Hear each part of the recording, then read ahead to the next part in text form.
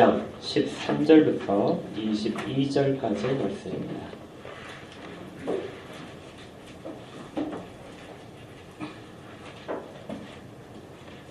요한복음 2장 13절부터 22절까지의 말씀입니다.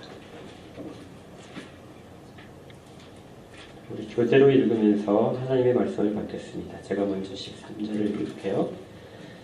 유대인의 유월절이 가까운지라 예수께서 예루살렘으로 올라가셨더니 성전에서 소와 양과 비둘기 파는 사람들과 돈 바꾸는 사람들이 앉아있는 것을 보시고 또 꾼으로 채찍을 만드사 양이나 소를 다 성전에서 내쫓으시고 돈 바꾸는 사람들의 돈을 쏟으시며 상을 엎으시고 비둘기 파는 사람들에게 이르시되 이것을 여기서 가져가라 내 아버지의 집으로 장사하는 집을 만들지 말라 하시니 제자들이 성경 말씀에 주의 전을 사모하는 열심히 나를 삼키리라 한 것을 기억하더라. 이에 유대인들이 대답하여 예수께 말하기를 내가 이런 일을 행하니 무슨 표적을 우리에게 보이겠느냐. 예수께서 대답하여 이르시되 너희가 이 성전을 헐라 내가 사흘 동안에 일으키리라. 유대인들이 이르되 이 성전은 46년 동안에 지었거늘 내가 30년 안에 일으키겠느냐 하더라. 그러나 예수는 성전된 자기 육체를 가리켜 말씀하신 것이라. 죽은 자 가운데서 살아나신 후에야 제자들이 이 말씀하신 것을 기억하고 성경과 예수께서 하신 말씀을 믿었더라. 아멘. 우리가 계속해서 지금 요한복음에서 살펴보고 있는 부분이 지난주에 2주 전이죠. 2주 전에 첫 번째 표적에 대해서 살펴보았습니다. 기억나시죠? 첫 번째 표적이 가나의 혼인잔치에서 정결 예식에 사용될 물을 모두 다 포도주로 만드신 사건이었습니다. 이를 통하여 혼인잔치로 상징되는 천국잔치에 더 이상 율법의 정결함으로써 참여하는 것이 아니라 오직 그리스도의 피로서만, 대속으로서만 참여하게 된다. 아무도 자기 공로로 참여할 수 없고 오직 그리스도가 하신 일을 통하여서만 참여가 가능하다. 이 이야기를 드렸습니다. 모두가 다 그리스도 안에 있어야 된다는 것이죠. 그래서 첫 번째 표적은 주께서 행하신 가장 최초의 사건이기도 하지만 또 모든 그 주의 사역을 대표하는 상징적인 근본적인 의미라고도 살펴보았습니다. 그러나 이 표적은 결혼식 잔치에 참여한 모든 사람을 위한 것은 아니었죠. 그 가운데서 사람들이 잔치에 참여 즐겼지만 실질적으로 그 잔치의 의미를 깨달은 사람들은 제자들 뿐이었습니다. 이건 우리에게 많은 것들을 알려주는데요. 정말 주의 표적들을 실질적인 의미를 체험할 수 있는 사람들은 주에 대한 기본적인 지식이 있어야 된다는 것이죠. 주에 대해서 알지 못하는 사람들은 그냥 놀라운 품질의 포도주를 먹은 놀라운 체험을 한 것이고요. 하인들은 물이 변하여 포도주가 된 기적을 체험을 한 것이죠. 믿지 않는 사람들에게, 지식이 없는 사람들에게는 그저 기적일 뿐입니다.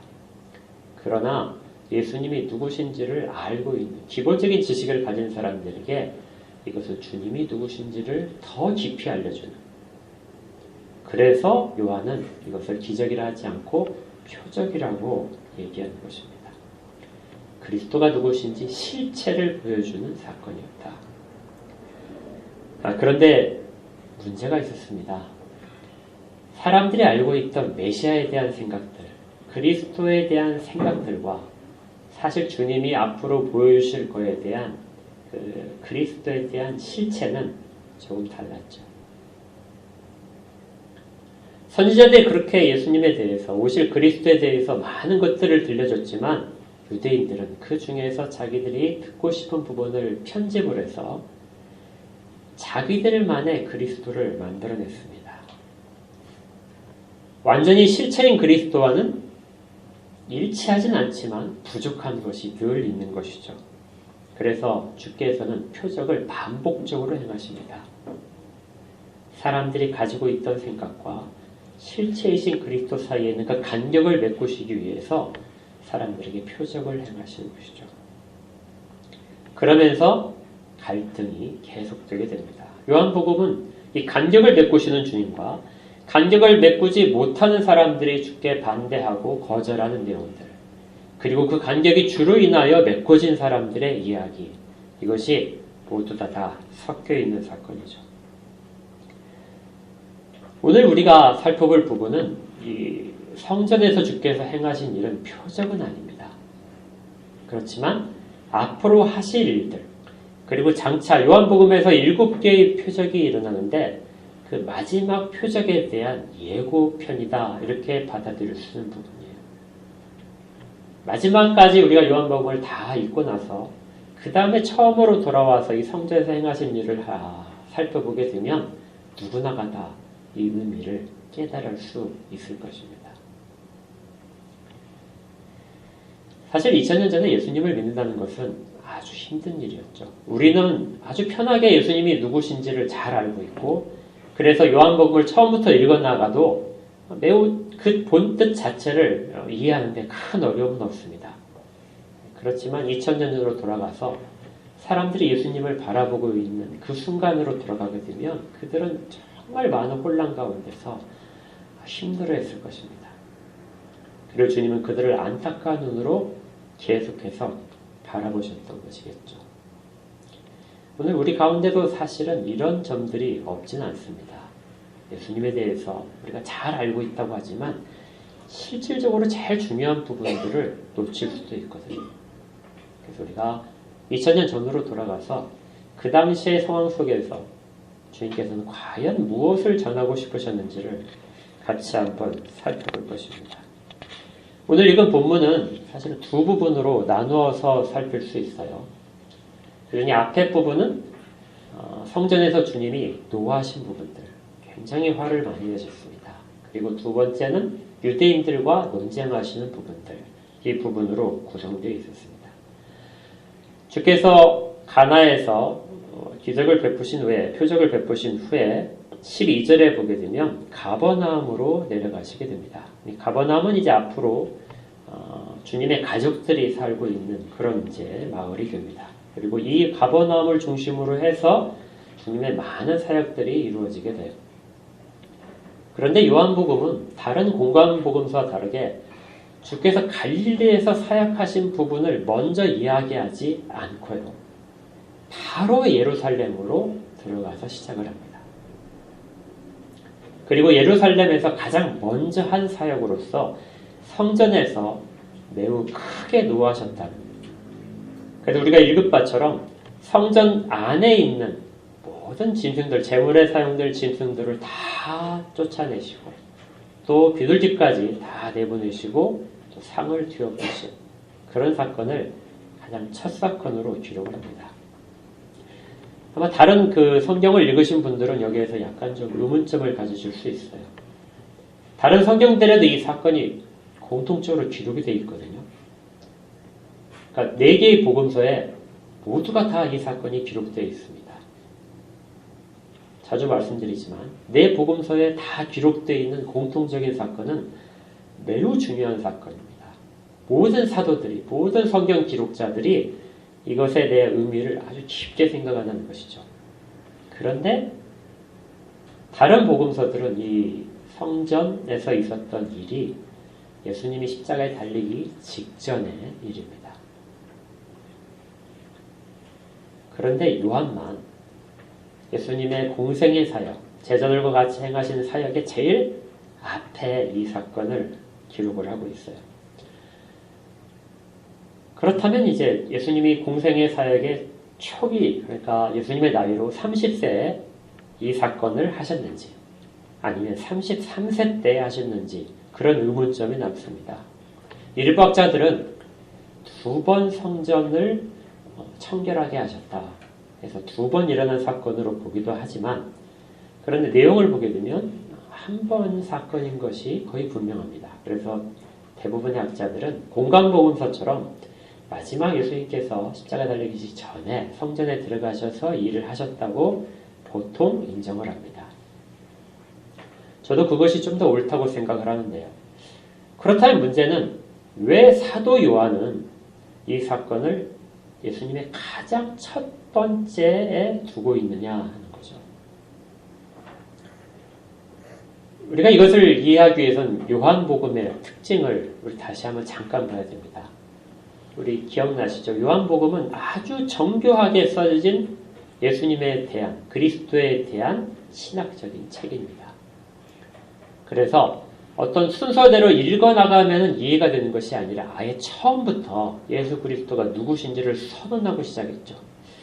요한의 어떤 성격적인 부분도 있을 것 같은데 아예 그냥 돌직구죠. 아예 처음부터 예수님은 하나님이시다. 그리고 예수님은 세상 죄를 지고 가는 어린 양이시다. 이스라엘의 왕이시다. 그렇게 선언을 하고 시작을 합니다. 이 표적들에서도 마찬가지로 가장 중요한 표적을 먼저 앞에 두는 경향을 갖고 있죠.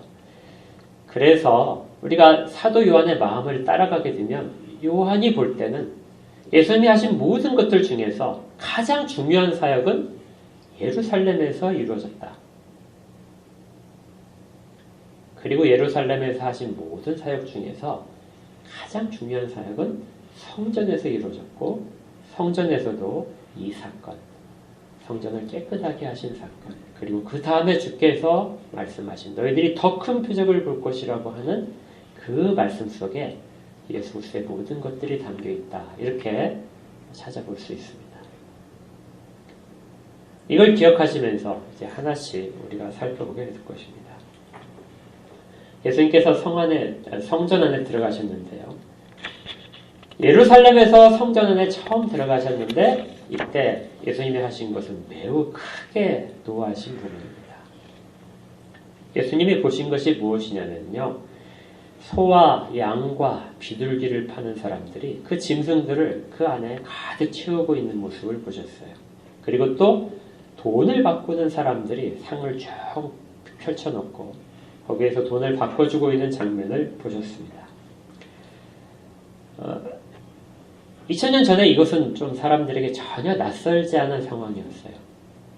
왜냐하면 신명기에 보게 되면 모세가 백성들에게 절기를 지키기 위하여 예루살렘 성전에 올라올 때, 예루살렘에 올라올 때죠. 이제 나중에 일이겠지만 주 앞에 올라올 때 아주 먼 곳에 있어서 혹은 재물들이 많아서 가져오기 힘들다면 돈으로 바꿔서 가져와라.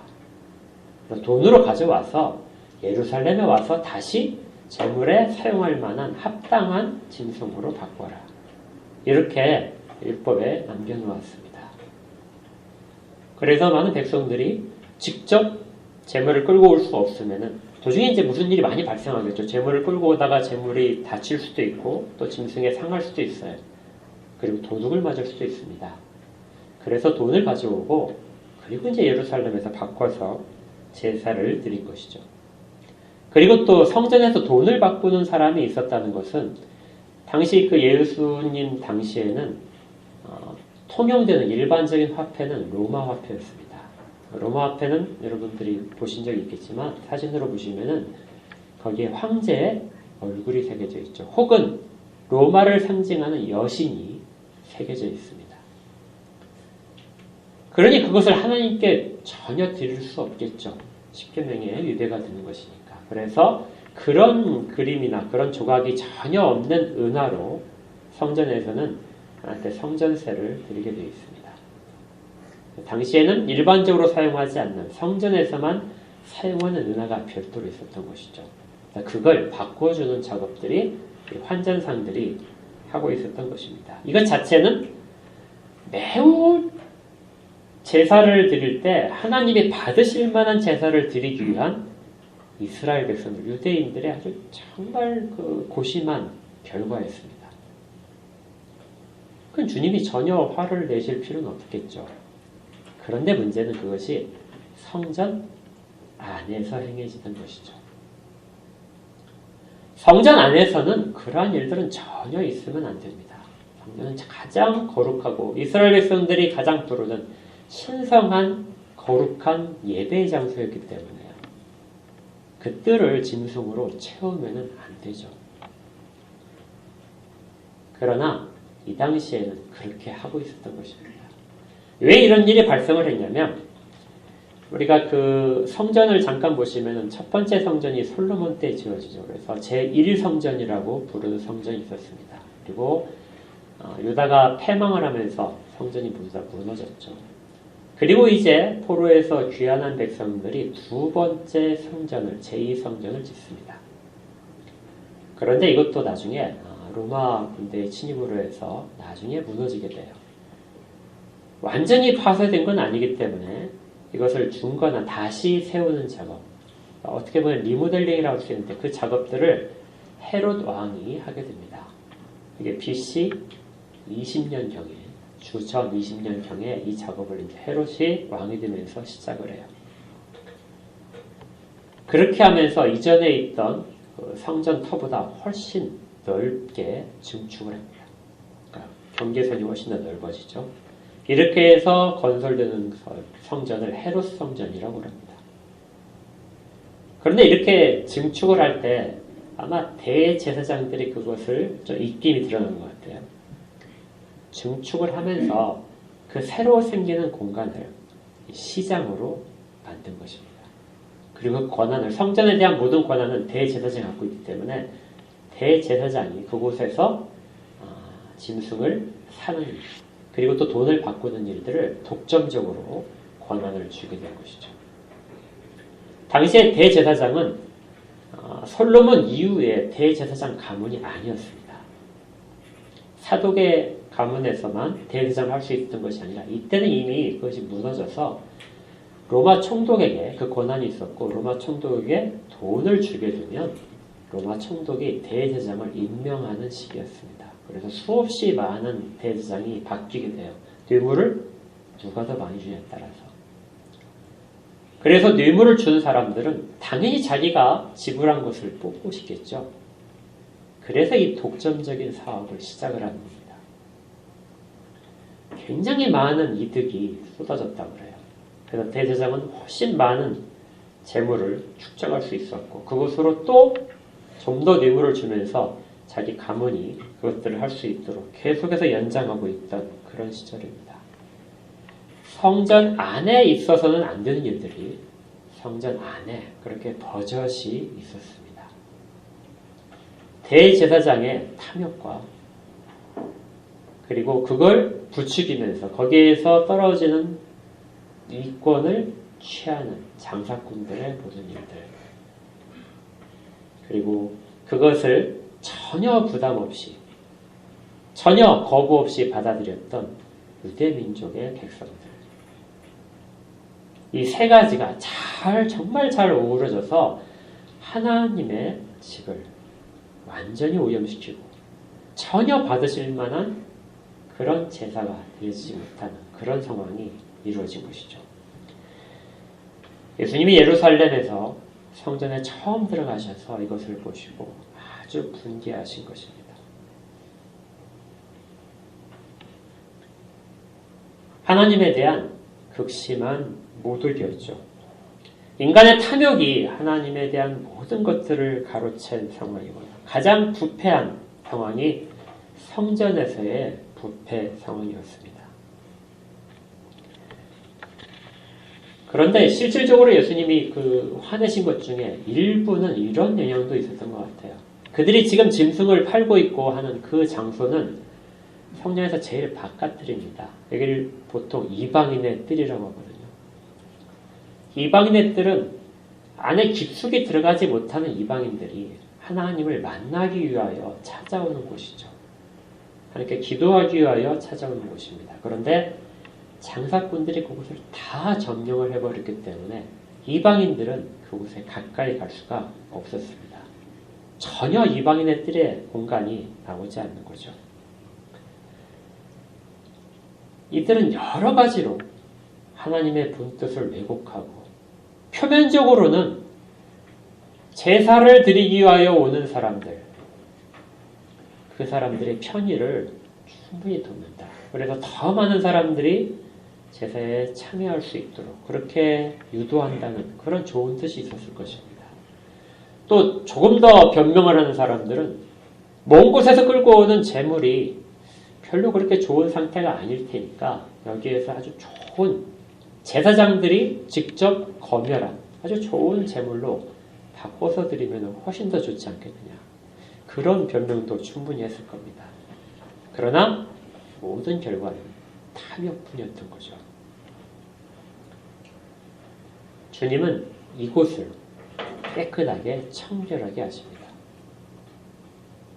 그리고 이방인의 뜰로 돌려주시는 것이죠. 이렇게 해서 남아있는 결과가 무엇이냐면 성전 안에는 제물로 쓸 짐승이 하나도 없게 된 것이죠. 깨끗하게 정화됐습니다. 그런데 생각을 해보세요. 정말 모든 제물로 쓸 것이 하나도 없어졌을까요?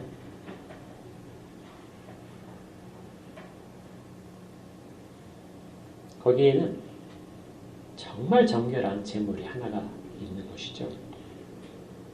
어떤 제물만 남아있나요? 예수님만.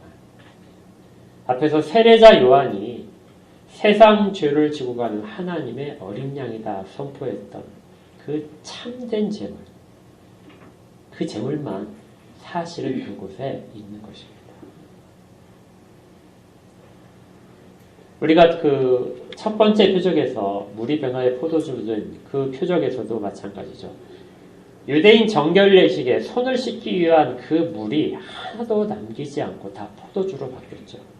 그것처럼 이제 구약의 모든 제사들이 그리스도를 제물로 한 단 한 번의 제사로 치환될 것이라는 상징적인 내용을 담고 있는 것입니다.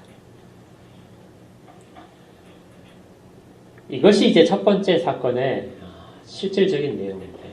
이걸 제자들이 바라보면서 시편에서 다윗이 했던 그 탄식 하나를 떠올리게 됩니다. 시편 69편에 있는 내용인데요. 주의 전을 사모하는 열심이 나를 삼키리라 한 것을 기억하였다.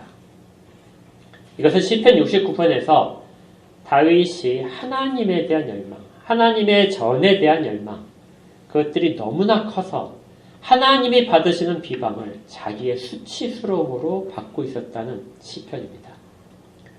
사람들이 하나님을 모욕하는 것이 자기에게는 아주 견딜 수 없는 모욕으로 받아들여졌고요.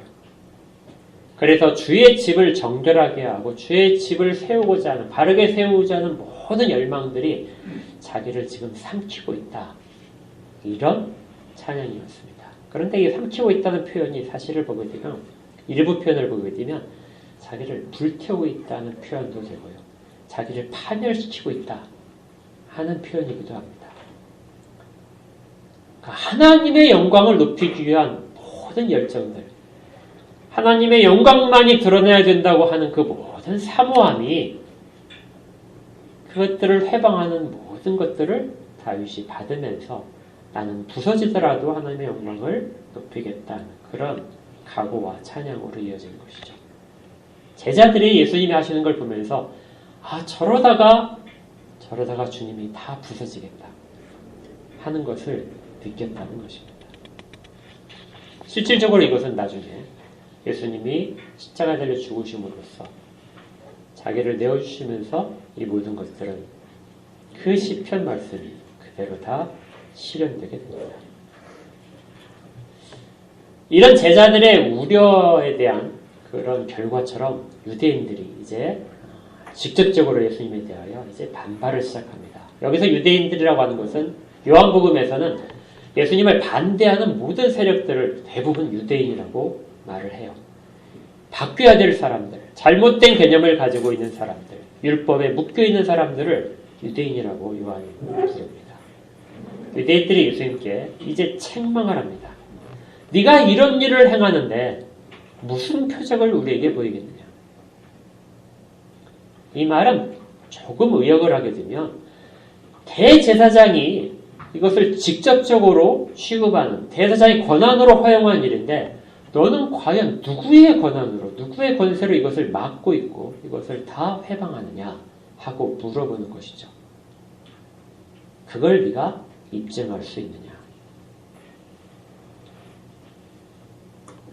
아무도 예루살렘에서 예수님이 누구신지를 모르고 있던 상황에서 예수님의 한 행동은 사람들에게 아주 큰 의문과 분노를 일으켰습니다. 그래서 이 질문을 했는데 예수님께서 정말 엉뚱하게 답변을 하세요. 내가 누구의 권세로 한다 이렇게 답을 해야 맞는데 근데 주님이 하신 답변은 너희가 이 성전을 헐어라. 그러면 내가 사흘 동안에 일으킬 것이다. 이상한 답변을 하신 것이죠.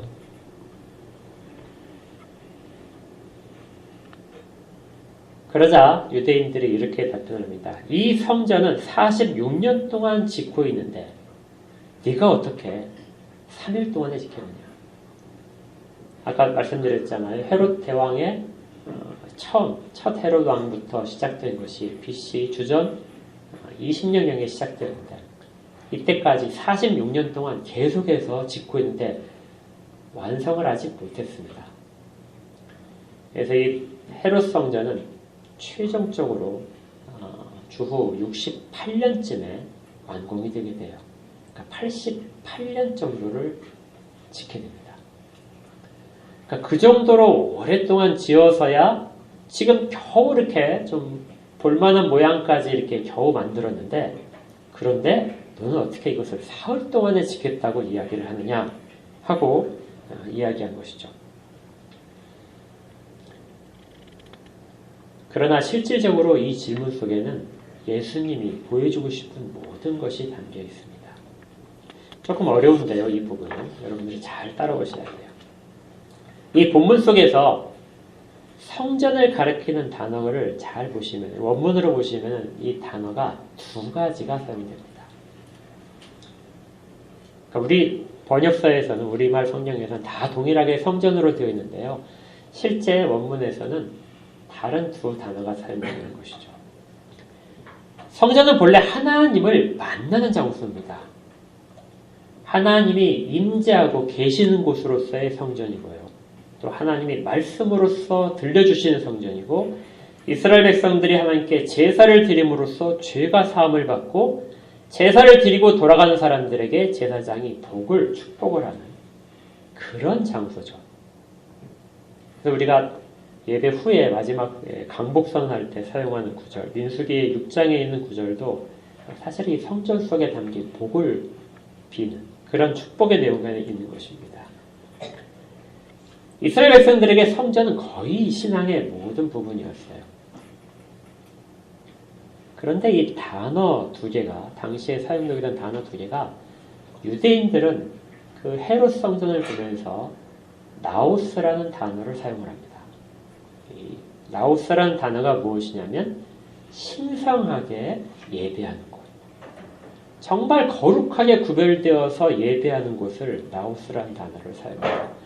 유대인들은 어디에서도 이 성전을 보면서, 헤롯 성전을 보면서 나우스라고 계속해서 부릅니다.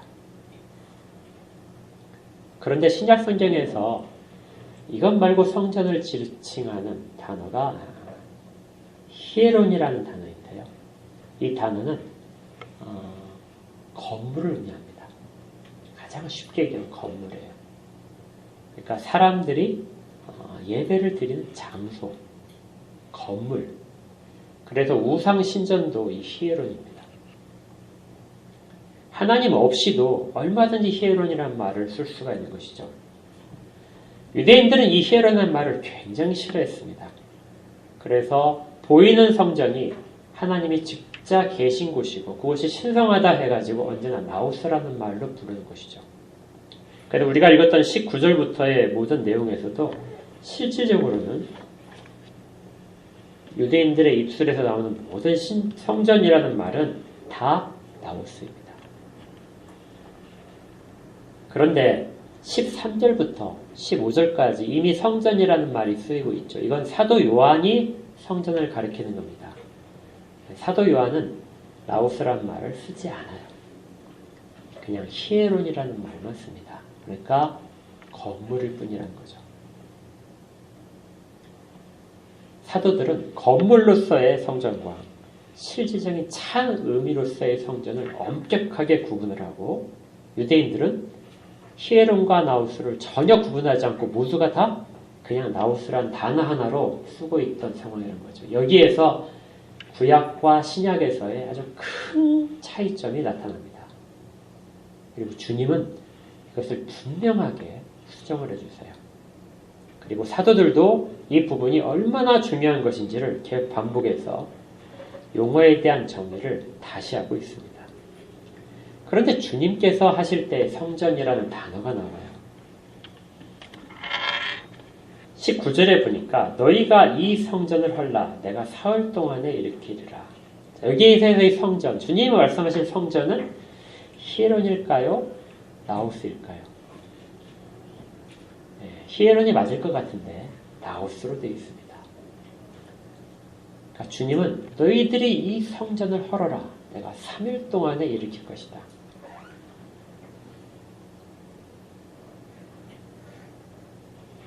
초대교회 전송 중에서는 이때 이 성전을 가리킬 때, 이 성전이라고 할 때 주님이 손을 들어서 자기를 가리키셨다고 사람들이 그렇게 설명을 해주고 있습니다. 그러니까 유대인들은 지금 건물로서 자기들이 있는 이 장소인 이 성전을 나우스라고 부르고 있는데 주님은 그것이 아니라 자기를 가리키면서 이 성전을 헐어라 이렇게 하신다는 거죠. 그러면 내가 3일 동안에 일으킬 것이다. 일으킨다는 말은 건물을 세우는 의미도 있지만 실질적으로 주님이 부활하신다는 것에 사용되는 단어이기도 합니다. 죽은 자가 살아나는 것, 잠자는 자가 깨어나는 것, 이 단어가 일으킨다는 단어거든요. 내가 다시 건축하겠다가 아니라 내가 3일 만에 다시 일으킬 것이다. 유대인들은 여전히 그 차이점을 알지 못합니다. 그래서 20절에 있는 것처럼 이 성전은 이들은 다시 계속해서 나우스라고 부르죠. 46년 동안에 지었다. 근데 어떻게 3일 동안에 일으키겠느냐. 그러자 21절에 요한은 예수님께서 성전된 자기 육체를 가리키셨다. 이렇게 설명을 해줍니다. 이 장면은 구약에서의 성전과 그리고 주님이 이 땅 가운데 오심으로써 드러난 참 성전의 구별을 하는 것이죠. 구약에서의 성전도 매우 소중한 곳입니다. 그리스도의 모형이기 때문에요. 모형이든 실체든 모두가 다 하나님이 주신 것이기 때문에 그리고 그곳에서만 하나님을 만날 수 있기 때문에 매우 소중합니다. 그래서 주님은 성전에서 이루어지는 그 장사한 모든 것에 대해서 분노를 하신 것이죠. 근데 실질적으로 주님의 분노는 자기를 모욕하는 자들에 대한 분노이기도 합니다. 참 성전은 예수님이시고요. 그 성전은 계속해서 모욕받기 때문에 그렇습니다. 앞으로 일어날 모든 일들은 참 성전인 예수님을 모욕하는 일들로만 채워질 것입니다. 사실 이 성전과 관련된 이스라엘의 모든 역사들은 가슴 아픈 일이죠. 하나님은 이스라엘 백성들이 자기의 백성들이 하나님을 만날 수 있도록 한 장소를 정하셨고 모든 예법을 정하셔서 이스라엘 백성들이 하나님을 예배하도록 하셨습니다. 그런데 어느 시대에나 사람들은 자기의 탐욕으로 자기의 죄로 그 성전을 오염시킨 것이죠. 그리고 그 오염이 더 이상 입대하실 부분을 초월했을 때 하나님께서는 그것을 이방인의 손을 들어서 허물어 버리게 됩니다. 하나님의 진노의 표현이죠. 너희들이 성전을 더럽혔다는 진노의 표현으로 하나님은 언제나 성전을 하셨습니다. 그리고 다시 하나님을 예배할 수 있도록 성전을 다시 세우신 것이죠. 그런 식의 역사가 이스라엘 백성들 가운데 생생하게 살아있습니다. 그런데 지금 그렇게 해서 세워진 두 번째 성전의 마지막 끝에 부분에서 유대인들은 여전히 하나님의 성전을 모욕하고 있는 것이죠. 심지어 이전보다도 훨씬 더 더럽힌 최악의 상태를 만들고 있는 것입니다. 하나님은 다시금 이방인의 손으로 이것을 허무실 것이에요. 그런데 아이러니하게도 유대인들은 자기들의 그 성전을 지키기 위해서 참 성전을 허물어 버립니다. 유대인들은 예수님을 죽이는 것이죠. 참 성전을 버림으로써, 참 성전을 없애버림으로써 눈에 보이는 건물로서의 성전을 지켜내는 사람들.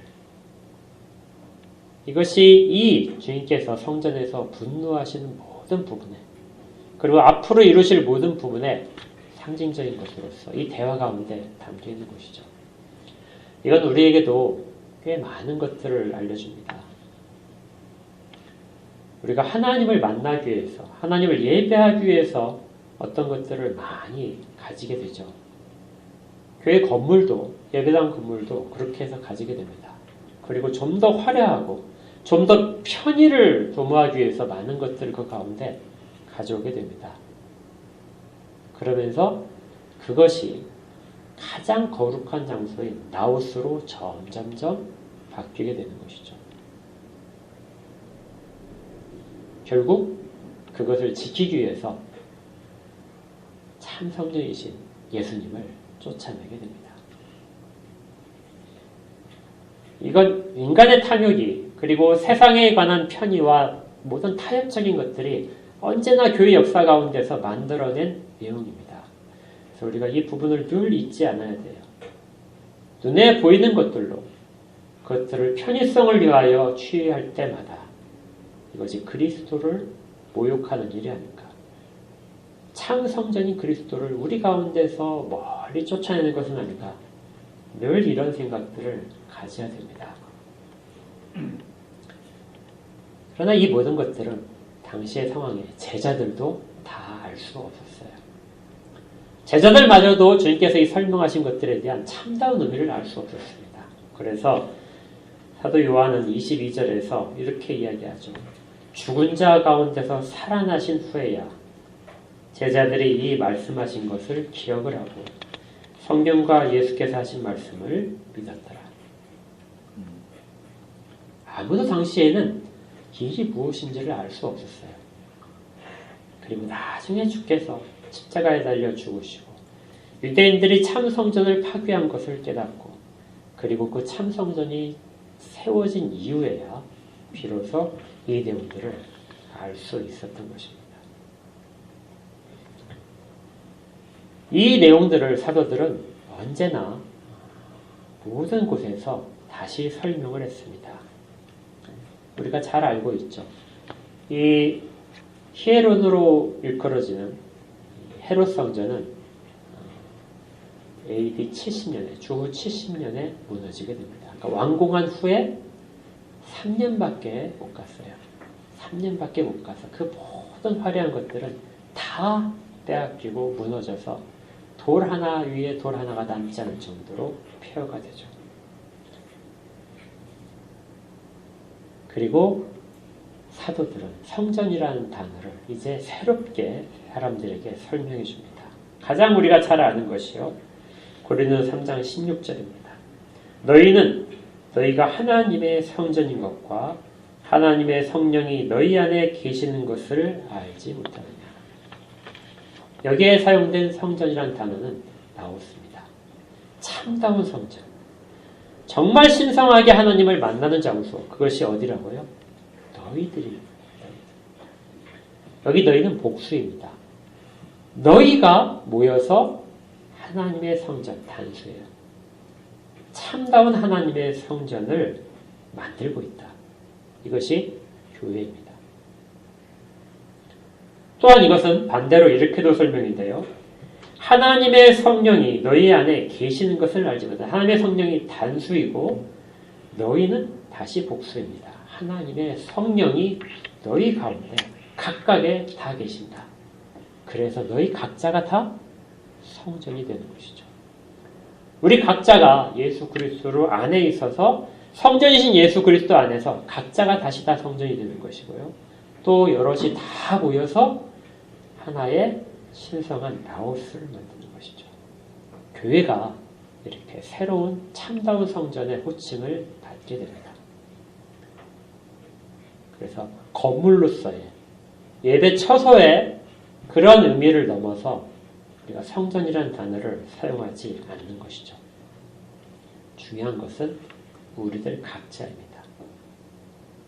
우리들 각자가 예수 그리스도의 안에 있는지 그렇지 않은지 그 차이가 되는 것이죠.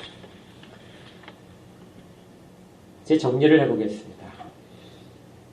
이 성전에서 일으킨 모든 사건들은 예수님의 사역과 그리고 앞으로 신약 교회가 그리고 그 위에 우리 시대의 교회까지 계속해서 이어질 성전에 대한 참다운 변화. 이스라엘 백성들이 오해하고 있었던 참 성전과 모형인 성전의 혼돈 속에서 그 간격을 주님께서 바르게 설명하시고 모형은 이제 그 수명을 다했다는 것. 그리스도 안에서 모든 것들이 이루어진다는 것. 그것을 알려주시고 있는 것이죠.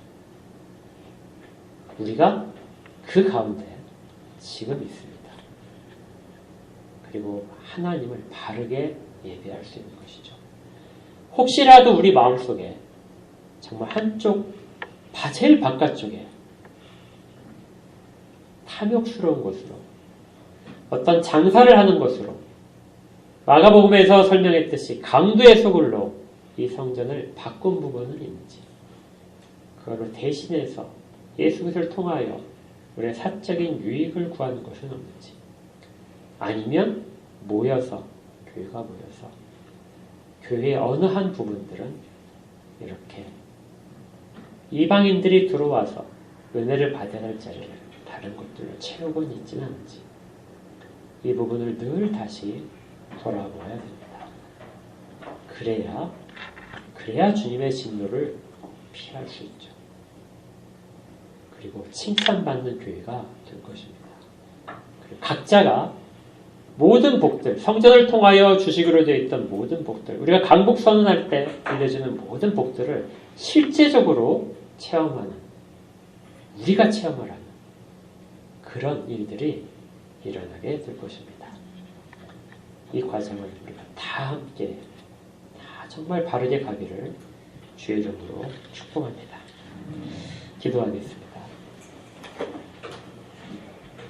하나님 아버지, 하나님께서 당연히 받으셔야 할 일들, 주께서 아버지의 집을 장사하는 집으로 만들지 말라는 그 분노에 찬 호통의 소리를 우리가 여전히 이 시대에도 듣습니다. 예수 그리스도께서 하신 일들을 혹시라도 잘못된 개념으로 가지고 있는지를 돌아보며 주께서 바로잡으시기 위하여 그렇게 많은 일들을 하셨던 것들을 기억해서 저희들의 마음속에 있는 잘못된 부분들을 바꿔 주옵소서. 그래서 정말 성전 되신 예수 그리스도 안에 있는 저희들이 되게 하시고 또 각자가 성령이 거하시는 전으로서 충분히 거룩성과 의로움을 드러내는 모든 자를 들 수 있도록 그렇게 인도하여 주옵소서. 예수님 이름으로 기도합니다. 아멘.